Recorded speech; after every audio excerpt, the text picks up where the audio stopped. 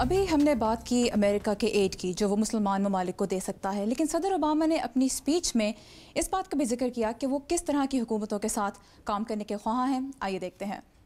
No system of government can or should be imposed. کسی قوم کو دوسری قوم پر کسی قسم کا نظام حکومت مسلط نہیں کرنا چاہیے، اور میں اخلاقی طور پر ایسی حکومتوں کی حمایت میں ہوں جو عوامی خواہشات کی عکاسی کرتی ہیں، اور ہم عوام کی منتخب اور پرامن حکومتوں کا خیر مقدم کریں گے بشرطے کہ انہیں عوام کی حمایت حاصل ہو۔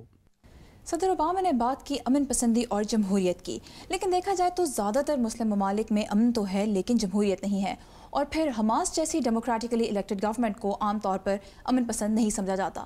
تو سوال یہ ہے کہ کیا صدر اوباما اس مسئلے سے کس طرح سے ڈیل کر پائیں گے؟ کیا وہ اپنے آپ کو صرف بادشاہوں اور ڈکٹیٹر سے بات کرنے تک ہی لمٹ کر سکیں گے، یا پھر وہ ایسی ڈیموکریسی سے بھی ڈائیلاگ کر سکیں گے جو لوگوں کی فرسٹریشنز کو ریپرزینٹ کرتی ہیں، ان کی رد عمل کا اظہار کرتی ہیں؟ And I'll start with you, Sarah. میرا نہیں خیال کہ اوباما خود کو کسی ایک گروپ تک محدود رکھ سکیں گے، جیسا کہ انہوں نے کہا بھی کہ اب سب سے بات کرنے کا وقت آ گیا ہے اور انہیں سبھی طرح کی حکومتوں سے بات کرنی ہوگی۔ فاصلہ دور کرنے کا ایک طریقہ تو یہ ہے کہ جیسا اوباما نے کہا، سب حکومتوں کو خواہ وہ جو بھی ہوں، عوام کی کچھ خواہشات کا احترام ضرور کرنا ہوگا، تشدد سے باز رہنا ہوگا اور عوام کی رائے کو اپنے فیصلوں میں شامل کرنا ہوگا، لیکن اب آپ صرف کسی ایک طرح کی حکومت سے ہی تعلق نہیں رکھ سکتے۔ مگر مائیکا، میں آپ سے پوچھنا چاہوں گی کہ ایسی حکومتیں جن کے خیالات اور حالات امریکی حکومت سے بالکل مختلف ہیں، ان کے ساتھ کیسے بات کی جائے؟ کیا جمہوریت اور امن پسندی میں سے کسی ایک کو چننا پڑے گا، یا ایسی حکومتوں سے گفتگو کی جا سکتی ہے جو ان قدروں کو ساتھ لے کر نہیں چلتی؟ میرے خیال میں اوباما کے خطاب کا بنیادی پیغام وہاں پر کامن گراؤنڈ ڈھونڈنا ہے جہاں اختلافات پائے جاتے ہیں۔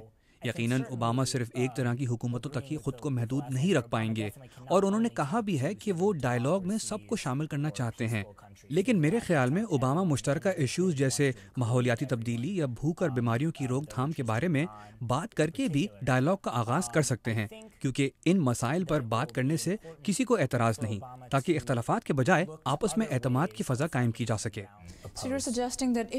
تو آپ یہ کہہ رہے ہیں کہ ایسے مسائل جو خواہ ایران، حماس اور دیگر حکومتوں کے لیے سر فہرست نہ ہوں، ان پر بات کر کے کامن گراؤنڈ کریٹ کی جا سکتی ہے۔ Emily, you're a student of environmental politics. What do you have to say to this?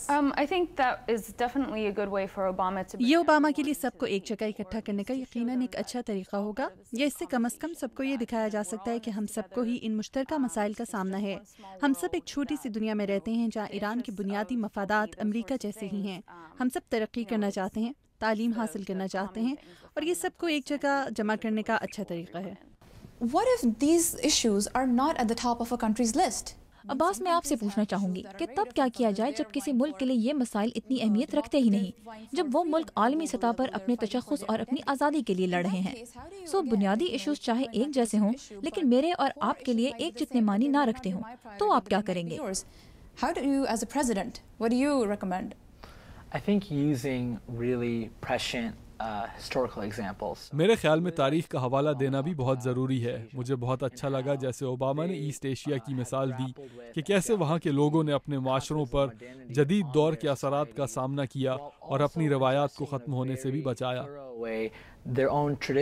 اقتصادی اور معاشرتی تعاون کے بارے میں بات کرتے ہوئے یہ بھی ضروری ہے کہ اس بارے میں کھل کر بات کی جائے کہ ہم سب کے لیے مختلف ایشوز ایک جیسی اہمیت نہیں رکھتے، اور ساتھ ہی دوسروں کے لیے معنی رکھنے والے اصولوں اور روایات کا احترام کیا جائے۔ Alright, great, thank you so much. یہاں پہ وقت ہو رہا ہے ایک بریک کا، اور بریک کے بعد بات کریں گے صدر اوباما کے خطاب میں ان کی لینگویج اور ٹون کے بارے میں۔ ہمارے ساتھ رہیے گا۔ Welcome back. صدر اوباما نے مسلمان ممالک اور امریکہ کے درمیان سمجھوتا پیدا کرنے کے لیے ایک بہت مختلف راہ اختیار کی۔ انہوں نے اپنے خطاب کے دوران ایک مرتبہ نہیں، 3 مرتبہ قرآن سے حوالہ دیا۔ As the Holy Quran tells us, be conscious of God and speak always the truth. جیسا کہ قرآن پاک میں لکھا ہے کہ اللہ سے ڈرو اور ہمیشہ سچ بولو۔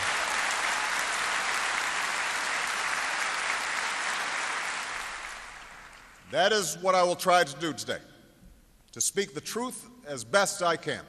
میں یہی کرنے کی کوشش کروں گا کہ سچ بولوں۔ Whoever kills an innocent is قرآن یہ بھی سکھاتا ہے کہ اگر کوئی ایک انسان کو قتل کرتا ہے تو گویا وہ پوری انسانیت کا قتل کرنا ہے، also says whoever saves a person اور اگر کوئی کسی ایک فرد کی جان بچاتا ہے تو گویا وہ پوری انسانیت کو بچاتا ہے۔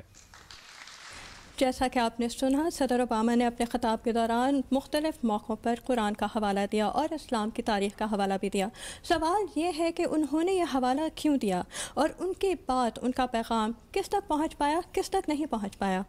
I think I would say that the reason he chose to cite the Quran that number of times and pick those specific passages is because میرے خیال میں انہوں نے اتنی مرتبہ قرآن کا حوالہ اور مختلف آیات کی طرف اشارہ کیا کیونکہ وہ سننے والوں کو اپنے اس یقین سے آگاہ کرنا چاہتے تھے کہ خدا ہر وقت ہر موقع پر ہمارے ساتھ ہے اور انہیں اس کے انصاف اور رحم سے مایوس نہیں ہونا چاہیے۔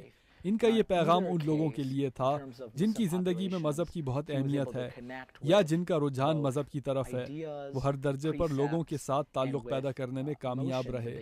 امریکہ کے صدر کی حیثیت سے انہوں نے جب انسانی حقوق یا انصاف کی بات کی تو انہوں نے اسلام کا حوالہ دے کر اپنے موقف اور اپنے سننے والوں کے خیالات میں رشتہ جوڑا۔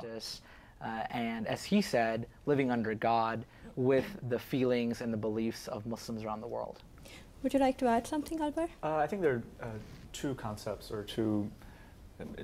that also he tried to convey. One is respect.